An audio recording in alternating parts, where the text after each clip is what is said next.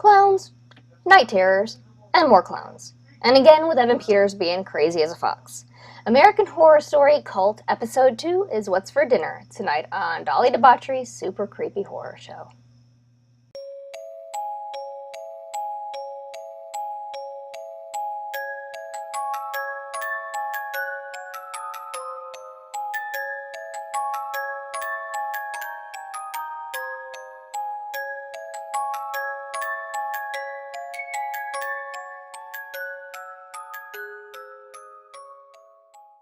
This season is absolutely playing on real-life fears of people, in particular the current political climate in the country. It would seem that, the current situation in our country is far more frightening to people than anything of the supernatural. We can see things of the supernatural as, being created by Hollywood, this, that, and the other, whatever. But the current situation in the country, the turmoil that's kind of been created amongst the parties, amongst the classes, and what have you, that is absolutely what this current season of American Horror Story is playing on.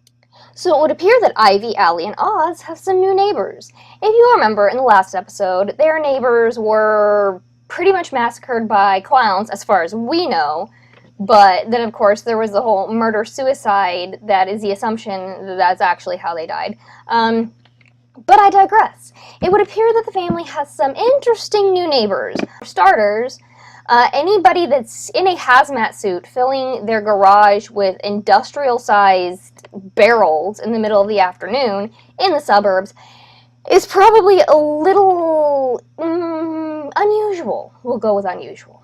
As would turn out, this couple across the street is most likely a couple of Kai Anderson, who is Evan Peters' character, a couple of his cult members. They are the couple that actually got the video footage of him being beat up after, if you remember last episode, he baited the migrant workers. And these are the people that got the video of him being beat up and turned it into the news. Well, as it turns out, the chick across the street is actually kind of a closet bigot. I don't know if she's a closet bigot or she's just got a really big mouth. Either way, she's a rather interesting character. Would also turn out that her husband is a very, very, very out gay man.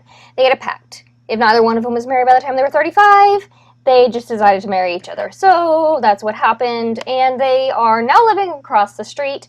And they're Republicans. They're really, really, really big-time Republicans. They make this very obvious.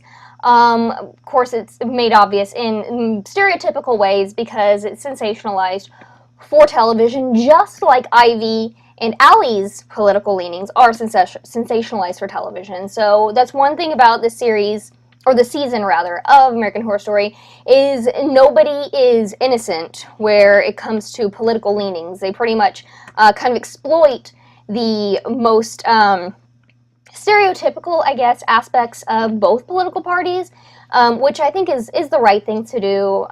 Yes, most of Hollywood does have a certain leaning. However, when it comes to your audience, if you're gonna sensationalize one, then sensationalizing the other, it's kind of, fair and balanced, I suppose. Another thing about this couple that you'll find interesting, that I found interesting, they're obsessed with Nicole Kidman. Like, obsessed with Nicole Kidman. Which is cool, because Nicole Kidman's a hottie, so, come on. Zach Ward is a very angry fella in this season, and I have a feeling that his character is probably going to meet a disgustingly bloody death before the end of the episode. He's just really not a friendly guy, and I feel like he's probably just going to end up being collateral damage, so we shall see as the episode progresses. Oh, by the way, it looks like Oz might be joining the cult. Not purposefully, of course, since he's like 7. But his nanny, Winter, who is Kai's most devoted disciple, has taught him the pinky thingamajiggy. So I see Oz putting a lot of trust in Winter, and also Allie seems to be putting a lot of trust in Winter. So I see things kind of moving in that direction. Allie seems to be buying into the fear already. Already, just in this second episode, Allie is already starting to kind of let the fear control her. So we're going to see where that goes. So guess what? Allie's got another phobia! Bees! Bees in the car! Bees everywhere! That's right, folks. Bees. A fear of bees is actually known as melissophobia. There, right there. I got it typed out for you guys. Melissophobia.